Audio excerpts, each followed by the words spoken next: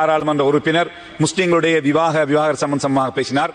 அது காலத்துக்கு காலம் இந்த சமூகத்திற்கு எதிராக பேசப்படுகின்ற ஒரு விடயம். அதிலே திருத்தங்கள் மேற்கொள்ளப்பட வேண்டுமாக இருந்தால் அவைகள் முஸ்லிம் சமய கலாச்சார திணைக்களம், ஜமியத் உலமா, கல்வி அமைச்சு, நீதி அமைச்சு எல்லாம் இணைந்து செய்ய வேண்டிய விஷயம். அவைகளை பேசி ஒரு சமூகத்துக்கு எதிராக ஒரு சமூகத்தினுடைய உணர்வுகளை தூண்டுகின்ற நடவடிக்கைகளுக்கு நாங்கள் முடிக்கக்கூடாது.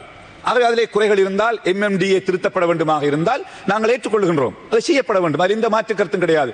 ஓல்சிலோன் ஜமியத் உலமா, அதே போன்று Muslim cultural affairs ministry, Muslim members of parliament, ministry of justice, ministry of education அதை சேர்ந்து செய்ய முடியும். அதை விடுத்து இந்த சபையிலே வந்து ஒரு முஸ்லிம்களுடைய மனதை புண்படுத்துகின்ற விதத்திலே பேசிவிட்டு அதற்கு முஸ்லிம் சமூகத்தின் சார்பிலே அது தொடர்பான விளக்கங்களை கேட்கின்ற போது மிக கேவலமாக, மோசமாக, ஒரு பைத்தியகாரனை போல தன்னுடைய அறிக்கைகளை விடுவதன் மூலம் இது தமிழ் மக்களுக்கும் முஸ்லிம் மக்களுக்கும் இடையிலே ஒரு பெரிய ஒரு பிளவை ஏற்படுத்தும். உண்மையிலே அவருக்கு அந்த பாராளுமன்ற ஒரு மூளைக்கோளாறு இருக்கிறதா என்று கூட எங்களுக்கு சந்தேகம் ஏற்படுகிறது. ஆகவே கௌரவ தவிசாளர் அவர்களே, இது விடயத்திலே உரிய கவனம் செலுத்த வேண்டும்.